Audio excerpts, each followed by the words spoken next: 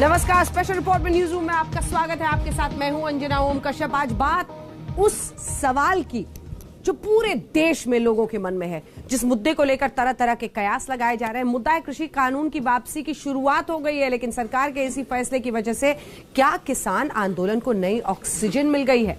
सवाल बड़ा है, क्योंकि अब किसान संगठनों ने तीनों कृषि कानूनों की वापसी के ऐलान के बाद 6 नई शर्तें सरकार के सामने रखी। आपने आंदोलन को नई धार और रफ्तार देने का पूरा प्लान बना लिया है। किसान संगठन अब आंदोलन को अंतर्राष्ट्रीय मंच तक पहुंचाने की तैयारी कर चुके हैं।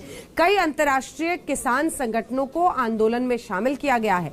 26 नवंबर को दुनिया भर में प्रोटेस्ट होगा। भारतीय दूतावास से लेकर धर्मस्थलों के बाहर विरोध प्रदर्शन होगा। तो देश में ट्रैक्टर रैली निकाली जाएगी। संसद के शीतकालीन सत्र के दौरान प्रदर्शन होंगे। सरल शब्दों में समझिए, मोदी सरकार के फैसले के बाद भी आंदोलनकारी अपनी नई 6 मांगों पर अड़ गए। तो क्या यूपी और पंजाब चुनाव तक किसान आंदोलन जारी रहेगा? क्या किसानों की मांग जायज है या फिर आंदोलनकारी किसान जिद पर अड़े?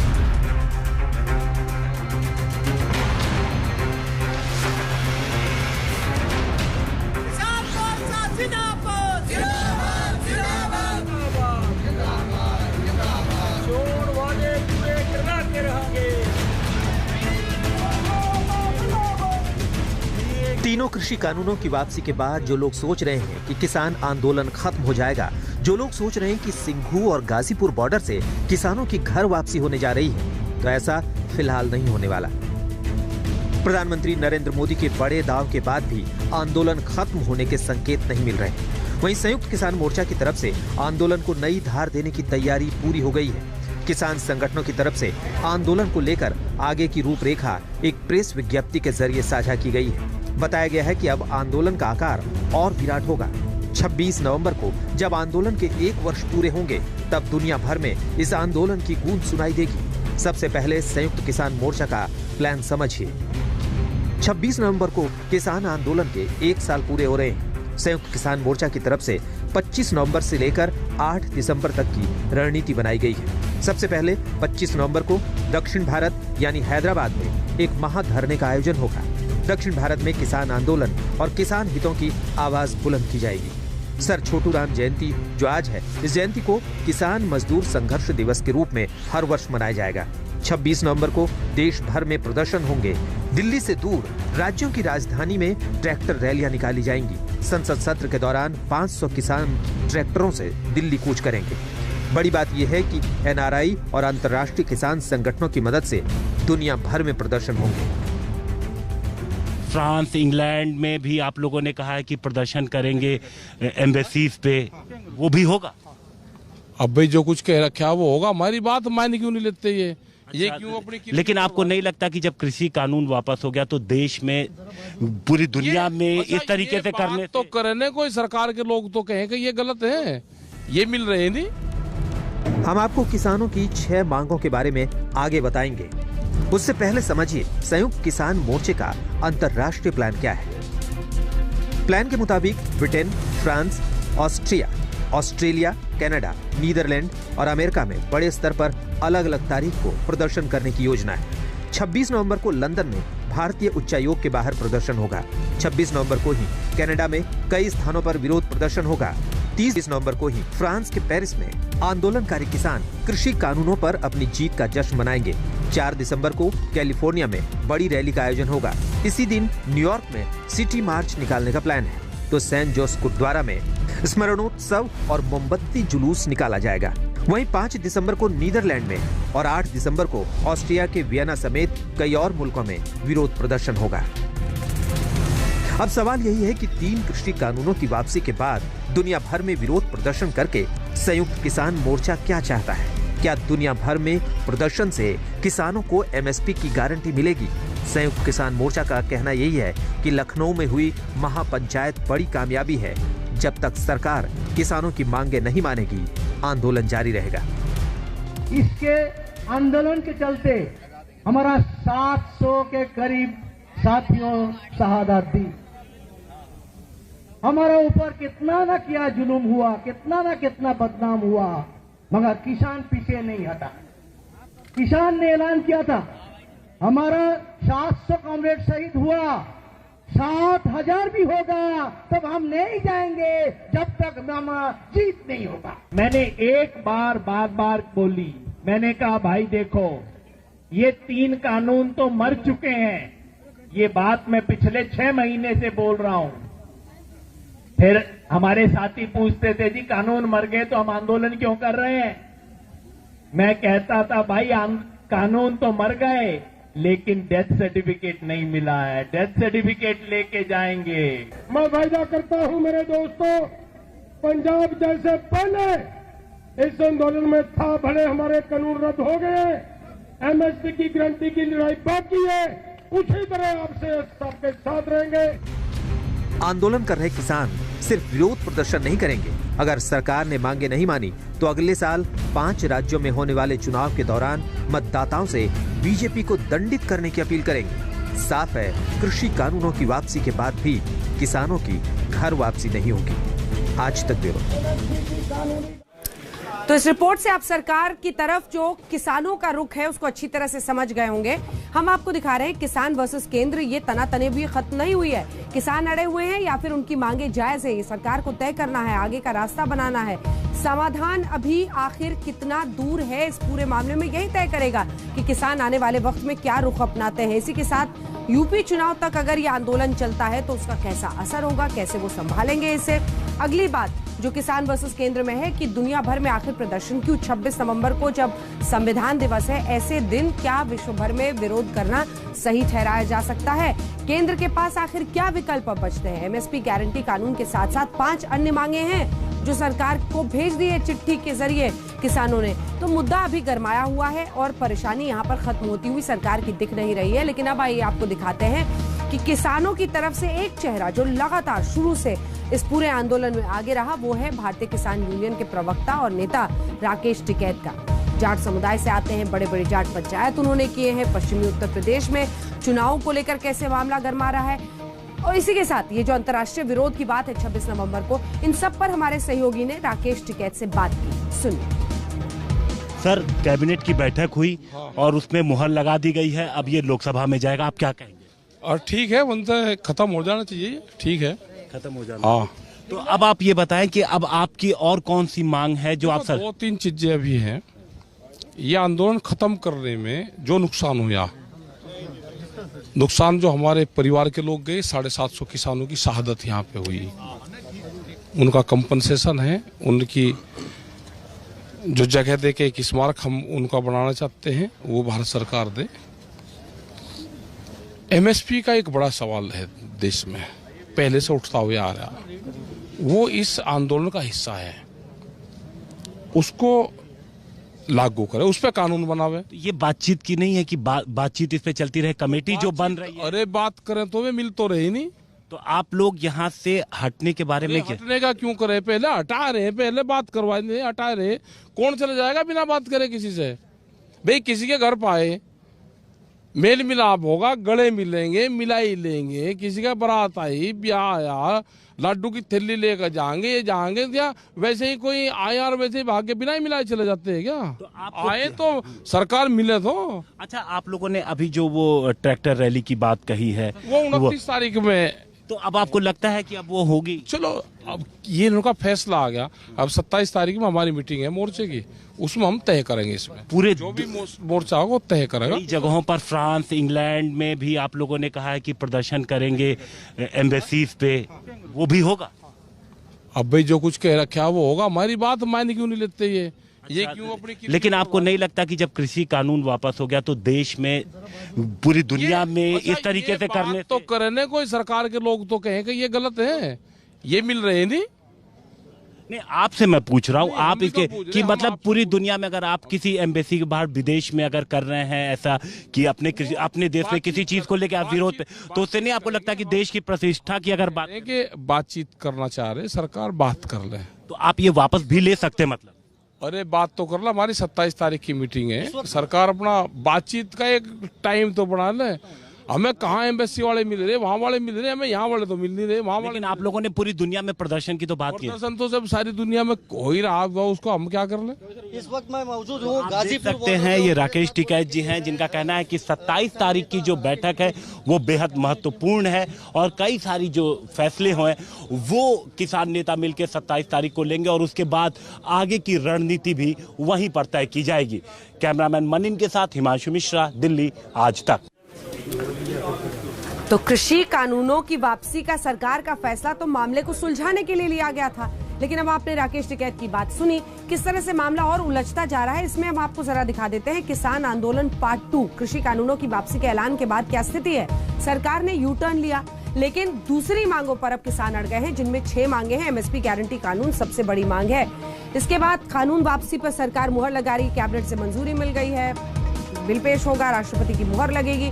घर वापसी को लेकिन किसान तैयार नहीं दिख रहे हैं। वो कह रहे हैं टेबल पे आइए, बातचीत कीजिए। एमएसपी गारंटी कानून से लेकर चाहे वो पराली जलाने पर जो सजा का प्रावधान है उसको खत्म करने की बात हो, या फिर 700 750 शहीदों के लिए स्मारक, उनके परिवारों को मुआवजा देने की बात है। बहुत सारी मांगे हैं किसानों की, वो अड़े हुए हैं इन सबको लेकर। कुल 6 मांगे हैं। अगला जो मुद्दा है, सरकार किसानों के मुद्दे पर घिर गई है। लगातार अब इस मुद्दे पर उनको विपक्ष भी घेर रहा है। चुनावों तक आंदोलन जारी रहेगा अगर इस स्टैंड के साथ किसान आगे बढ़ते हैं। हालांकि वो ये कह रहे हैं कि बातचीत होती है तो हम हो सकता है समझौते की तरफ बढ़े।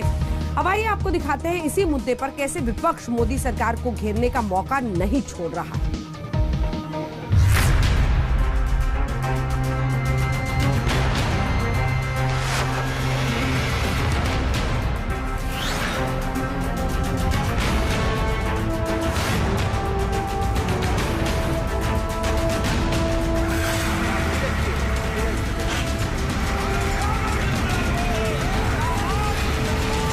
तीनों कृषि कानून आज मोदी सरकार के गले की फांस बना हुआ है। कानून वापसी पर मोदी कैबिनेट की मुहर लग गई, लेकिन किसान संगठन और विपक्ष इस मुद्दे को छोड़ने वाले नहीं।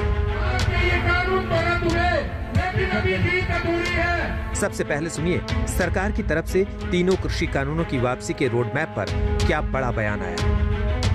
कैबिनेट ने तीनों बिल वापस लेने का जो औपचारिकता है उसको पूरा किया है। कुछ ही दिनों के बाद अगले हफ्ते की शुरुआत में पार्लियामेंट का सत्र आएगा और ये जो तीनों विधेयक लोकसभा राज्यसभा में पूर्व में पास हुए थे, इनको वहां पर बाकी जो प्रक्रिया वापस लेने की वो वहां पर पूरी कर दी जाएगी। इधर कैबिनेट पर मुहर लगी, उधर विपक्ष ने जोरदार प्रहार किया। पटना में लालू यादव ने मोर्चा संभाला तो यूपी में किसानों के नाम पर अखिलेश यादव ने बड़ा चुनावी दांव चल दिया। वहीं कांग्रेस तीनों कृषि कानूनों को लेकर पहले दिन से हमलावर है। शहादत दिया किसानों ने, मजदूरों ने, हम लोगों ने, सब लोगों ने समर्थन किया, हाथ रोक दिया। आज किसानों की जीत गई है और नरेंद्र मोदी की हार हो गई। अहंकार की हार हुई है। अगर पहले ये कर दिया था, ये ज्ञान उनको आ जाते तो हमारे 1 साल किसानों को इतना दिक्कत, इतना मुसीबत ना सामना करना पड़ती और 700 से 750 किसानों की जान गंवाने की जरूरत नहीं होती। आपने कुछ सीखा क्या? अगर आपने संसद में उस दिन लोगों की बातें सुनी होती, बुलडोज ना किया होता तो आपकी इतनी फजीहत ना होती। क्या क्या कहा आपने किसानों को? खालिस्तानी, पाकिस्तानी, स्पॉन्सर्ड है, फलाना है, ढिमकाना है। उसका भी मूल्यांकन करेंगे, उसके लिए भी तो एक माफी बनती है ना। किसानों का सगा कौन और किसानों को किसने ठगा, अब सत्ता पक्ष और विपक्ष के बीच इसी मुद्दे पर जुबानी जंग जारी है। आज अखिलेश यादव ने आंदोलन के दौरान जीवन खोने वाले किसानों के परिवारों को 25-25 लाख देने का वादा किया है। अगले साल चुनाव है और चुनाव से पहले जो सबसे बड़ा चुनावी मुद्दा है वो किसान ही है। विपक्ष का आरोप है कि तीनों कृषि कानूनों की वापसी के फैसले के पीछे चुनाव में हार का डर है। वहीं बीजेपी इसे किसान के हित में लिया गया फैसला बता रही है। सुनिए कानून वापसी का ऐलान करते वक्त पीएम मोदी ने क्या कहा था। मैं आज देशवासियों से क्षमा मांगते हुए सच्चे मन से और पवित्र हृदय से कहना चाहता हूं कि शायद हमारी तपस्या में ही कोई कमी रही होगी, जिसके कारण दिए के प्रकाश जैसा सत्य कुछ किसान भाइयों को हम समझा नहीं पाए। गुरु नानक देव जी का पवित्र प्रकाश पर्व है। ये समय किसी को भी दोष देने का नहीं है। आज मैं आपको, पूरे देश को ये बताने आया हूं कि हमने 3 कृषि कानूनों को वापस लेने का, रिपील करने का निर्णय लिया है। हमारी तपस्या। प्रधानमंत्री मोदी ने देश से माफी मांगी थी, लेकिन ये माफी भी किसान आंदोलन को खत्म कराने के लिए काफी साबित नहीं हुई। हाँ, किसानों को लेकर सियासत तेज जरूर हो गई। आज तक ब्यूरो। इस रिपोर्ट से आप आधी बातें समझे, अब आधी बात आप अगली रिपोर्ट से समझेंगे, क्योंकि सवाल यही है कि क्या एमएसपी कानून पर सरकार मान जाएगी? क्या चुनावों के मद्देनजर जो 5 राज्यों में अगले साल होने वाले हैं, सरकार पर अब ये दबाव बन गया है कि तीनों कृषि कानूनों की वापसी से मामला नहीं सुलझेगा? आपको अगर सुलझाना है, आंदोलन खत्म कराना है, तो एमएसपी गारंटी कानून के बारे में सोचना ही होगा। हम आपको बताते हैं जो 3 राज्य हैं जहां पर 314 सीटें हैं, चुनाव का किसान फैक्टर क्या है, इससे आप समझ पाएंगे कि आखिर कौन सी सीटें हैं जहां पर किसान का वोट निर्णायक हो सकता है। और इसी वजह से सरकार का इतना बड़ा यू टर्न आपने देखा है। उत्तर प्रदेश जहां पर पूरी ताकत झोंक रही है सरकार, वहां पे 210 सीटें ऐसी हैं जहां पर किसानों का वोट, अन्नदाता का वोट निर्णायक साबित होता है, जीत या हार का मामला बन सकता है। वैसे ही पंजाब में 77 सीटें ऐसी हैं जहां पर किसान का मतदान ये तय कर सकता है कि कौन जीतेगा और कौन हारेगा। उत्तराखंड की 27 ऐसी सीटें हैं। तो 3 राज्यों में आपने देखा, उत्तर प्रदेश, पंजाब, उत्तराखंड, जहां पर इतनी भारी संख्या में सीटें हैं जहां पर किसान वोटर और उसकी सोच लगभग ये तय करती है कि सरकार किसकी बनेगी। अब आइए आपको दिखाते हैं, क्या प्रधानमंत्री नरेंद्र मोदी एमएसपी गारंटी कानून के लिए मांग सकते हैं? मानेंगे अगर ये पूरा एमएसपी की जो मांग है ये क्या है, इसको भी समझिए इस रिपोर्ट के जरिए।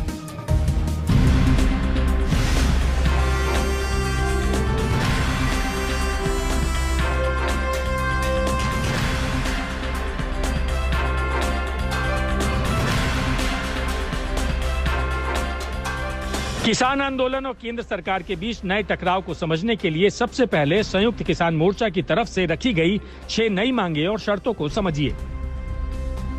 नंबर 1, देश के हर किसान को अपनी पूरी फसल पर कम से कम सरकार द्वारा घोषित न्यूनतम समर्थन मूल्य पर खरीद की गारंटी मिले। नंबर 2, सरकार के प्रस्तावित विद्युत अधिनियम संशोधन विधेयक 2020-2021 का ड्राफ्ट वापस लिया जाए। नंबर 3, राष्ट्रीय राजधानी क्षेत्र और इससे जुड़े क्षेत्रों में वायु गुणवत्ता प्रबंधन के लिए आयोग अधिनियम 2021 में किसानों को सजा देने के प्रावधान हटाए जाए। नंबर 4, आंदोलन के दौरान किसानों के खिलाफ सैकड़ों मुकदमे दर्ज हुए, सभी केसों को तत्काल वापस लिया जाए। नंबर 5, लखीमपुर खीरी हत्याकांड में अजय मिश्रा टेनी की बर्खास्तगी और गिरफ्तारी। नंबर 6, आंदोलन के दौरान जान गंवाने वाले किसानों के परिवारों को मुआवजे और पुनर्वास की व्यवस्था। किसानों की मांग का सबसे पेचीदा और अहम मुद्दा एमएसपी की गारंटी है। वही एमएसपी की गारंटी जो अब किसान संगठन सरकार से हर कीमत पर मनवाना चाहते हैं। सरल शब्दों में समझे तो एमएसपी वो मूल्य है जिस पर सरकार किसानों से उनकी उपज खरीदती है। असल में एमएसपी किसानों के लिए सुरक्षा कवच जैसी है। एमएसपी को आप एक उदाहरण से समझिए। किसानों ने गेहूं की फसल बोई और अगर गेहूं का उत्पादन बहुत ज्यादा हुआ, ऐसे में पूर्ति ज्यादा होने की वजह से गेहूं का बाजार भाव कम हो जाएगा। लिहाजा किसानों को नुकसान से बचाने के लिए सरकार एमएसपी निर्धारित करती है। उसी मूल्य पर किसानों से खरीद की जाती है, यानी किसानों को नुकसान से बचाया जाता है। अभी सरकार 23 फसलों पर एमएसपी निर्धारित करती है। ये साल में 2 बार होता है, रबी और खरीफ की फसल बोने से पहले। सरकार का दावा है कि न्यूनतम समर्थन मूल्य का प्रावधान जारी रहेगा, लेकिन किसान कानूनी गारंटी चाहते हैं, यानी जिन फसलों की एमएसपी निर्धारित हो गई उन फसलों को कोई भी नीचे दाम पर नहीं खरीद सकता। इस मुद्दे पर पक्ष और विपक्ष में क्या तर्क है, आपको बताते हैं। एमएसपी के पक्ष में तर्क। नंबर 1, किसानों को उपज के मूल्य में आने वाले उतार चढ़ाव से सुरक्षित बनाता है, क्योंकि किसान पूर्व घोषित मूल्य पर सरकार को अपनी उपज बेच सकते हैं। नंबर 2, किसानों को अपनी उपज का निश्चित मूल्य प्राप्त होता है, जिससे वो गरीबी के दुष्चक्र से काफी हद तक बाहर आने में सफल होते हैं। नंबर 3, न्यूनतम समर्थन मूल्य की घोषणा से किसानों को दलालों के शोषण से मुक्ति मिलती है, क्योंकि अब किसान सीधे अपनी उपज को सरकार को बेच सकते हैं। नंबर 4, एमएसपी पर किसानों की खरीदी गई उपज सरकार द्वारा पीडीएस योजना के तहत वितरित की जाती है। वहीं न्यूनतम समर्थन मूल्य के विपक्ष में जो तर्क दिए जाते हैं, नंबर 1, एमएसपी की अवधारणा मुक्त बाजार के सिद्धांत के खिलाफ है, क्योंकि इसके माध्यम से सरकार सीधे बाजार में हस्तक्षेप करती है। नंबर 2, देश के तकरीबन 40% किसान एमएसपी की अवधारणा से परिचित नहीं हैं, जिससे वो इसका लाभ नहीं उठा पाते हैं। नंबर 3, 2015 की शांता कुमार कमेटी की रिपोर्ट के मुताबिक देश भर में सिर्फ 6% किसान एमएसपी का लाभ उठा पाते हैं। ये हरियाणा और पंजाब के वही किसान हैं जो धान और गेहूं उपजाते हैं। एमएसपी पर सरकार द्वारा की जा रही मौजूदा खरीद को भंडारण की व्यवस्था नहीं है। ऐसे में एमएसपी पर खरीद की गई उपज गोदामों में बर्बाद हो रही है, यानी टैक्स पेयर का पैसा पानी में बह रहा है। एमएसपी के पक्ष और विपक्ष में तमाम तरह के तर्क हैं, लेकिन सवाल यही है कि क्या एमएसपी ही समाधान है या फिर बातचीत से कोई और रास्ता निकल सकता है। ब्यूरो रिपोर्ट, आज तक। 3 कृषि कानूनों को लेकर सुप्रीम कोर्ट द्वारा गठित पैनल के सदस्य अनिल घनवट किसान संगठनों की नई मांग का खुलकर विरोध कर रहे हैं। कृषि के जानकार अनिल घनवट की माने तो एमएसपी की गारंटी देश को दिवालिया करने का प्लान है। वहीं कुछ एक्सपर्ट्स एमएसपी की गारंटी में कोई खामी नहीं देखते, यानी एमएसपी की गारंटी को लेकर अगर चर्चा होगी कोई नया रास्ता निकलेगा।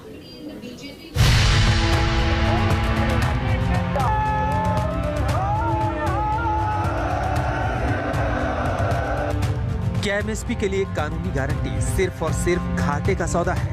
इसे लेकर 2 तरह की थ्योरी सामने आ रही है। कुछ एक्सपर्ट मानते हैं कि ऐसा मुमकिन है, लेकिन एमएसपी की गारंटी का एक तरीका तैयार करना होगा। हालांकि कृषि कानूनों का अध्ययन करने के लिए सुप्रीम कोर्ट द्वारा गठित समिति के सदस्य अनिल घनवट एमएसपी की कानूनी गारंटी को देश की इकोनॉमी का भट्टा बिठाने वाला बता रहे हैं। एमएसपी को कानूनी जामा पहनाओ, ऐसी मांग सामने आ रही है।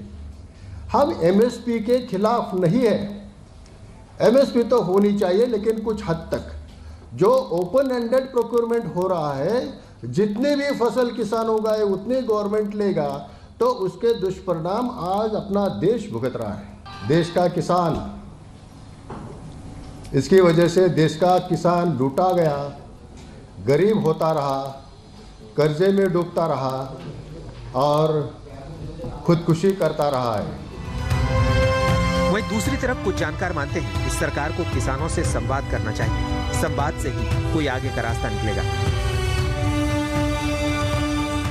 अब उसके आगे जो बात चल रही है, अगर वो अनरीजनेबल स्टैंड लेते हैं, उन बातों को मानने के बाद भी इस आंदोलन को आगे लेके जाना चाहते हैं, तो ये तो लोगों की कोर्ट है ना, वो डिसाइड करेगी। इलेक्शन सिर पे है, इलेक्शन में फैसला हो जाएगा, लोग देख लेंगे किस तरफ जाना है। तो मुझे लगता है कि सरकार को इनसे बात करनी चाहिए और बात करके, अगर वो अनरीजनेबल स्टैंड है उनका, उन बातचीत पे भी वो पोजीशन ठीक नहीं लेते और आंदोलन पे अड़े रहते हैं, तो लोगों की कोर्ट है, इलेक्शन है, उस पर फैसला हो जाएगा।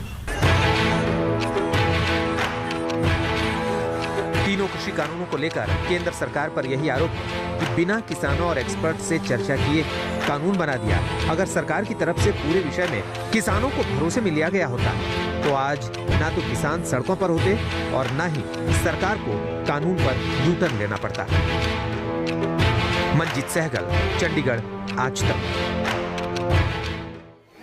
तो मिनिमम सपोर्ट प्राइस का आखिर क्या है, एनालिसिस हमने आपको समझा दिया, पूरी रिपोर्ट आपने देख ली, लेकिन यही किसान आंदोलन यूपी चुनावों पर भी असर डाल सकता है। हम स्पेशल रिपोर्ट में ब्रेक नहीं ले रहे हैं, स्पेशल रिपोर्ट जारी है, बस इस वक्त की हेडलाइंस आपको दिखा रहे हैं और फिर बताएंगे यूपी में सियासत की बिसात गठबंधन की बात। हेडलाइंस देखिए। नमस्कार, स्पेशल रिपोर्ट में न्यूज रूम से आपका स्वागत है एक बार फिर। आपके साथ मैं हूं अंजना ओम कश्यप। अब बात उत्तर प्रदेश चुनाव 2022 के लिए बिछती हुई बिसात की करते हैं। यूपी विधानसभा चुनाव में बीजेपी को हराने के लिए समाजवादी पार्टी कोई कसर नहीं छोड़ना चाहती। बीजेपी की घेराबंदी करने के लिए समाजवादी पार्टी के अध्यक्ष अखिलेश यादव ने मोर्चा संभाल लिया है। पहले जयंत चौधरी, फिर संजय सिंह और कृष्णा पटेल से मुलाकात से अखिलेश यूपी में बीजेपी के खिलाफ मोर्चा बनाने में जुटे हैं। चर्चा ये भी है कि क्या ओवैसी भी आएंगे अखिलेश के साथ।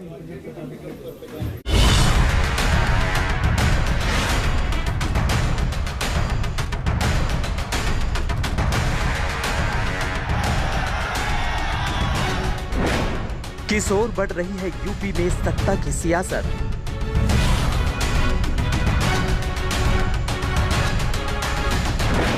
क्या छोटे दलों की मदद से अखिलेश यादव जीतेंगे यूपी?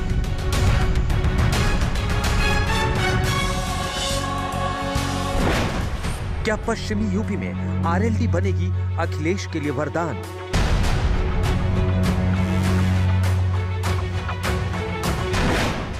क्या अखिलेश यादव और आम आदमी पार्टी का गठबंधन तय है?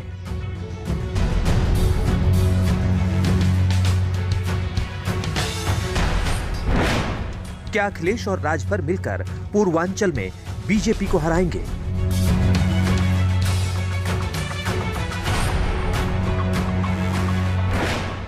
क्या यूपी में अखिलेश यादव के साथ आ सकते हैं असदुद्दीन ओवैसी?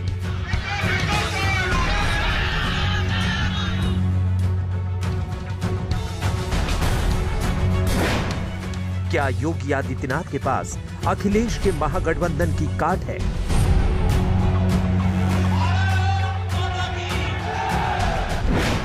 सियासत की बिसात, गठबंधन की बात।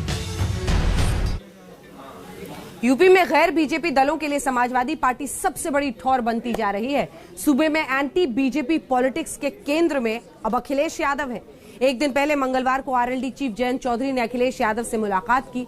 मुलाकात से एसपी आरएलडी गठबंधन पर मुहर लग चुकी है। बस सीट शेयरिंग का जो फॉर्मूला है उस पर औपचारिक ऐलान बाकी है। और आज केंद्रीय मंत्री अनुप्रिया पटेल की मां कृष्णा पटेल की पार्टी अपना दल ने भी अखिलेश के साथ गठबंधन का ऐलान कर दिया है।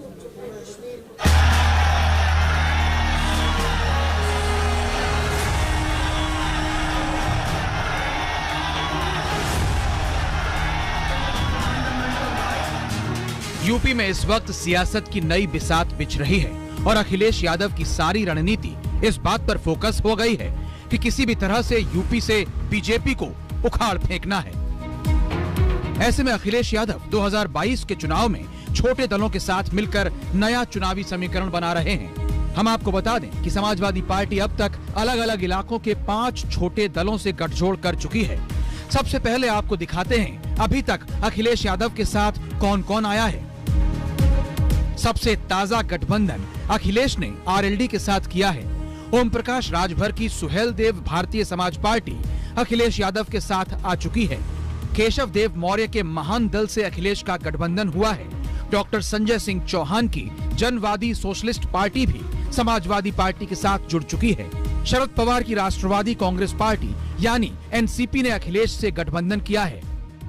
समाजवादी पार्टी के राष्ट्रीय अध्यक्ष आदरणीय अखिलेश यादव जी लगातार इस प्रयास में हैं कि उत्तर प्रदेश में जो छोटे दल हैं, जो डॉक्टर लोहिया, डॉक्टर अम्बेडकर की विचारधारा को आगे ले जाना चाहते हैं, जो किसानों की लड़ाई लड़ रहे हैं, कमजोर, पिछड़े, दलित, बेरोजगारों की आवाज उठा रहे हैं, वो सब लोग एक मंच पे आए और उत्तर प्रदेश से भारतीय जनता पार्टी का सफाया करें।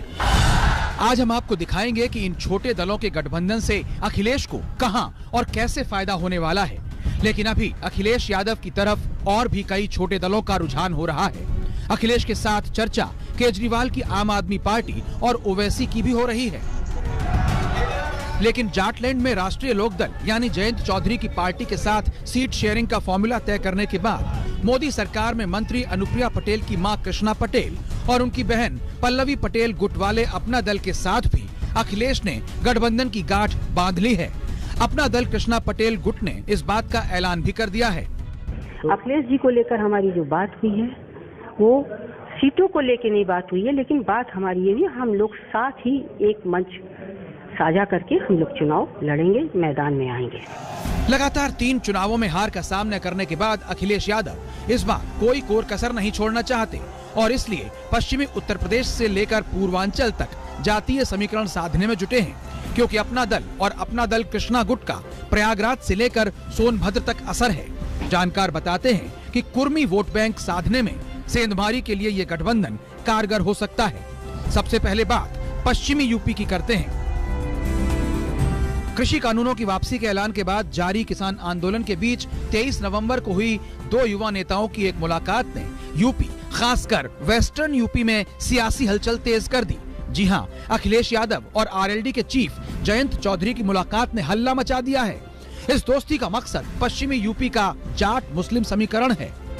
पश्चिमी यूपी में 25 विधानसभा सीटें ऐसी हैं जिन पर जाट मतदाताओं को निर्णायक माना जाता है। पश्चिमी यूपी में 29% मुस्लिम वोटर्स हैं। जाट, मुस्लिम और यादव वोटों के एक साथ आने का मतलब इनमें से तमाम सीटों पर एक तरफा जीत होगी।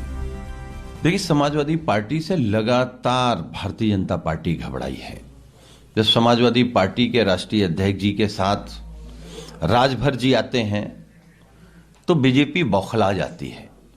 कल जब राष्ट्रीय लोकदल के राष्ट्रीय अध्यक्ष माननीय जयंत चौधरी जी माननीय अखिलेश यादव जी से मुलाकात करते हैं और संकेत देते हैं कि साथ साथ आगे बढ़ेंगे, तब भारतीय जनता पार्टी पहले बौखलाई थी, अब पगला गई है, क्योंकि भारतीय जनता पार्टी का सफाया होने जा रहा है उत्तर प्रदेश से। पहले भी ये लोग इकट्ठा हो चुके, कोई नई बात नहीं है। कांग्रेस, सपा, बसपा, आरएलडी ये सब इकट्ठा हो चुके हैं, लेकिन हमारी लड़ाई जो है भारतीय जनता पार्टी की वो 50+1 की लड़ाई है। हम 50% से अधिक समर्थन जुटाने के लिए हमारी पार्टी मेहनत कर रही है। काम भी हमने किया है, नेता भी हमारे पास है, नीयत भी हमारी अच्छी है और नीति भी हमारी अच्छी है। अखिलेश यादव और जयंत चौधरी के बीच सीट शेयरिंग फॉर्मूला भी करीब करीब फाइनल हो चुका है। सूत्रों के मुताबिक समाजवादी पार्टी 36 सीटें आरएलडी को देने पर राजी है। समाजवादी पार्टी के करीब आधा दर्जन नेता आरएलडी के टिकट पर लड़ सकते हैं। सूत्रों के मुताबिक आरएलडी ने डिप्टी सीएम पद मांगा है। अखिलेश और जयंत की अभी एक राउंड की बातचीत और होगी। हालांकि 2019 लोकसभा चुनाव में एसपी, बीएसपी, आरएलडी के महागठबंधन के बावजूद कोई फायदा नहीं हुआ था और वजह थी 2013 के मुजफ्फरनगर दंगे, जिसने आरएलडी के जाट प्लस मुस्लिम समीकरण को ध्वस्त कर दिया, जबकि 2017 में भी पश्चिमी यूपी में बीजेपी ने बाजी मारी थी। आपको बता दें कि साल 2017 के विधानसभा चुनाव में पश्चिमी यूपी की कुल 136 सीटों में से बीजेपी को 109 सीटें मिली थी, जबकि समाजवादी पार्टी ने 20 सीटें, कांग्रेस ने 2 और बीएसपी ने 3 और आरएलडी ने 1 सीट जीती थी। लेकिन इस बार किसान आंदोलन के चलते सियासत की फिजा बदली हुई नजर आ रही है और जाटलैंड में जयंत चौधरी का पलड़ा भारी दिखाई दे रहा है। आशीष श्रीवास्तव और अभिषेक मिश्रा के साथ कुमार अभिषेक, लखनऊ, आज तक। पश्चिमी उत्तर प्रदेश में आरएलडी और पूर्वांचल में ओपी राजभर की सुहेलदेव भारतीय समाज पार्टी से गठबंधन करके बीजेपी को हराने का दम भर रहे हैं। लेकिन बीजेपी ने भी पूर्वांचल में अपनी पूरी ताकत लगा दी है, क्योंकि योगी और मोदी दोनों के संसदीय क्षेत्र पूर्वांचल में आते हैं और योगी अपने विकास की जबरदस्त ब्रांडिंग कर रहे हैं। लेकिन अखिलेश के साथ आम आदमी पार्टी भी आने को तैयार है। वही आम आदमी पार्टी जो यूपी में 100 सीटों पर अकेले चुनाव लड़ने का ऐलान कर चुकी है। इसके अलावा अखिलेश के साथ जुड़े राजभर ने असदुद्दीन ओवैसी को भी अखिलेश के साथ आने का निमंत्रण दे दिया है।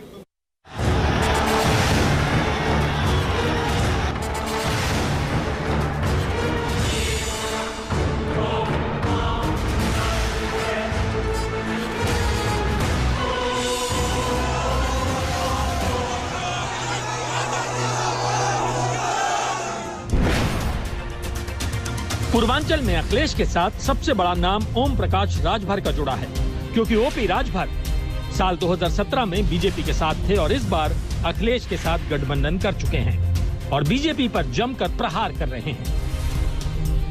फर्जी सब भाजपा वाले देखिए, भाजपा मुसलमान, कब्रिस्तान, भारत पाकिस्तान, मंदिर मस्जिद, ये इतना निकाल दीजिए तो ये लोग के पास कुछ बोले के हो नहीं। ये तो खुदा है, ये भारतीय जनता पार्टी के बड़े बड़े नेता अपने मुसलमानों को दामाद बना के रखे हैं खुदा ये लोग। प्रवीण तोगड़िया अपनी बहन की शादी मुसलमान से, मुरली मनोहर जोशी को ले लीजिए, जितने भी बीजेपी के बड़े नेता हैं सब तो दामाद बना के रखे हैं। ओम प्रकाश राजभर गाजीपुर के हैं और आसपास के जिलों में राजभर जाति का अच्छा वोट बैंक है। साल 2017 के चुनाव में उसे 8 में से 4 सीटों पर जीत मिली थी। लेकिन राजभर के टूटने से बीजेपी का भी पूरा फोकस पूर्वांचल में है। सियासी दल ये समझ चुके हैं कि पूर्वांचल यूपी में सियासत की बादशाहत तय करता है। प्रधानमंत्री नरेंद्र मोदी का सनसनी क्षेत्र वाराणसी और मुख्यमंत्री योगी आदित्यनाथ के गृह जिला गोरखपुर दोनों पूर्वांचल से ही आते हैं। लेकिन राजभर कह रहे हैं कि उन्होंने अखिलेश को सीटों पर बिना बातचीत किए समर्थन किया है, क्योंकि उनका एक ही मकसद है, बीजेपी को हराना। हम बिना सीट का समर्थन किए हैं। कोई सीट की शर्त नहीं? हमको सीट का कोई शर्त नहीं है। हमारा शर्त बस इतना है कि भारतीय जनता पार्टी को सत्ता से बेदखल करना है, भारतीय संविधान को बचाना है और पिछड़े दलित के आरक्षण को बचाना है। इसी पर हम अखिलेश जी के साथ गए हैं। बीजेपी को हराने के लिए कैसे छोटे दल भी एकजुट हो रहे हैं, आम आदमी पार्टी के सांसद संजय सिंह और अखिलेश यादव की मुलाकात भी बहुत कुछ संदेश दे रही है। दोनों के बीच करीब 1 घंटे तक बातचीत हुई और इसके बाद आम आदमी पार्टी और समाजवादी पार्टी के बीच गठबंधन की चर्चाएं शुरू हो गई हैं। देखिए, उत्तर प्रदेश को भारतीय जनता पार्टी के कुशासन से मुक्त कराना है। एक ऐसा शासन जहां पे छोटी छोटी बच्चियों के साथ बलात्कार की घटनाएं हुई, एक ऐसा शासन जहां पर किसानों को कुचला गया, एक ऐसा शासन जहां पर बेरोजगारों को लाठियां मिली और मुकदमे मिले। इस शासन से उत्तर प्रदेश को मुक्त कराने के लिए कुछ कॉमन एजेंडा पे रणनीतिक चर्चा हुई है अखिलेश यादव जी के साथ और इस दिशा में बात आगे बढ़ी।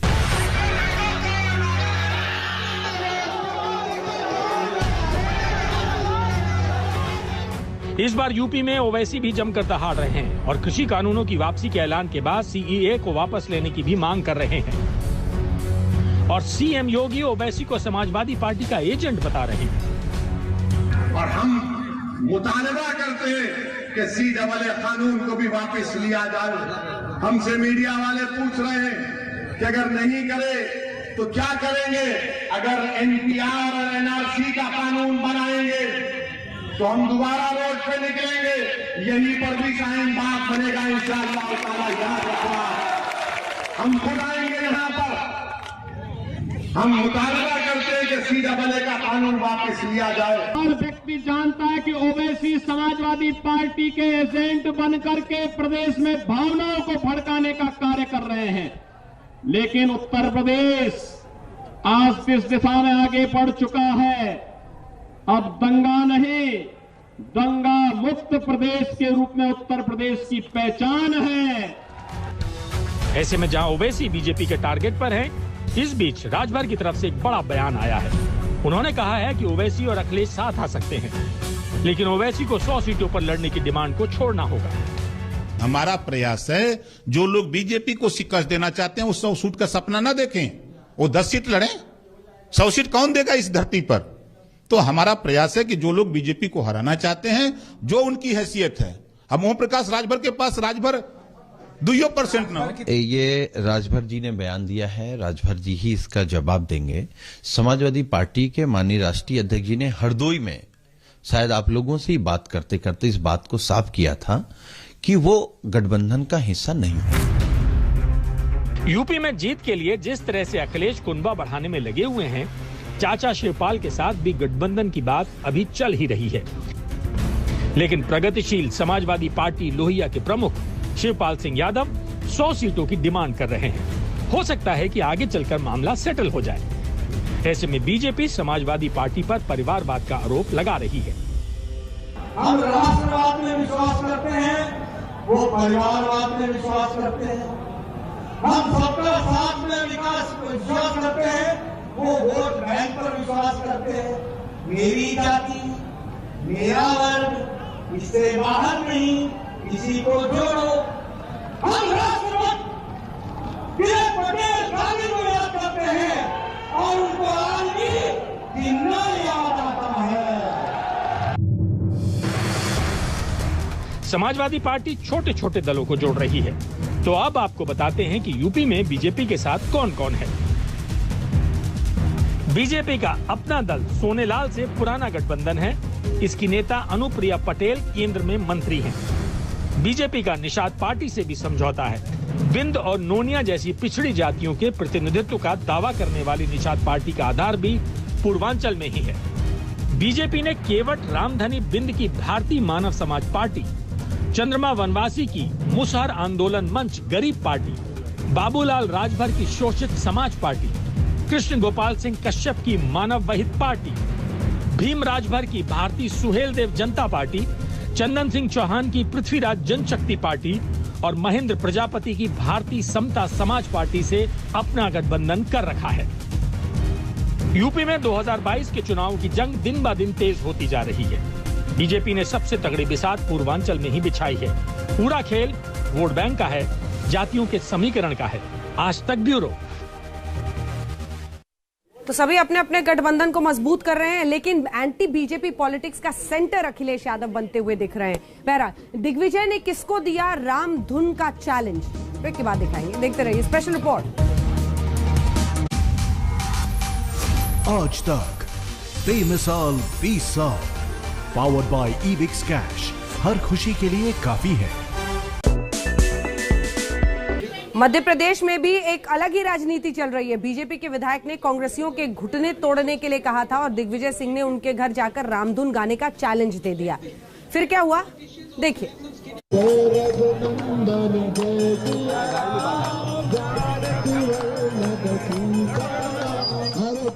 मध्य प्रदेश की राजनीति के दिग्गज दिग्विजय सिंह एक चैलेंज के लिए बीजेपी विधायक रामेश्वर शर्मा के घर पहुंच रहे थे। चैलेंज था रामधुन गाने का, और जब दिग्विजय सिंह को रास्ते में ही रोक लिया गया तो उन्होंने वहीं रामधुन गाना शुरू कर दिया। अब आपको दिखाते हैं ये चैलेंज शुरू कैसे हुआ। कुछ दिन पहले बीजेपी के फायर ब्रांड विधायक रामेश्वर शर्मा ने कहा था कि अगर आपके घर कोई कांग्रेसी नेता आए तो उसके घुटने तोड़ देना। इसके बाद कांग्रेस नेता दिग्विजय सिंह ने कहा था कि वो कांग्रेसी है, जिसमें ताकत है वो उनके घुटने तोड़ कर दिखाए, और ये चैलेंज भी दिया कि 24 नवंबर को वो महात्मा गांधी की मूर्ति से रामेश्वर शर्मा के घर जाएंगे और प्रभु उन्हें सद्बुद्धि दे, इसके लिए 1 घंटे तक उनके घर रामधुन करेंगे। ऐसे में बीजेपी विधायक रामेश्वर शर्मा ने भी पहले से अपने घर रामधुन का कार्यक्रम रखा और दिग्विजय सिंह का स्वागत करने का इंतजाम भी किया। एमपी गजब है, पॉलिटिक्स भी अजब गजब आपने देख ली। पश्चिम बंगाल की मुख्यमंत्री ममता बनर्जी प्रधानमंत्री मोदी से क्यों मिली, ब्रेक के बाद दिखाएंगे। देखते रहिए स्पेशल रिपोर्ट।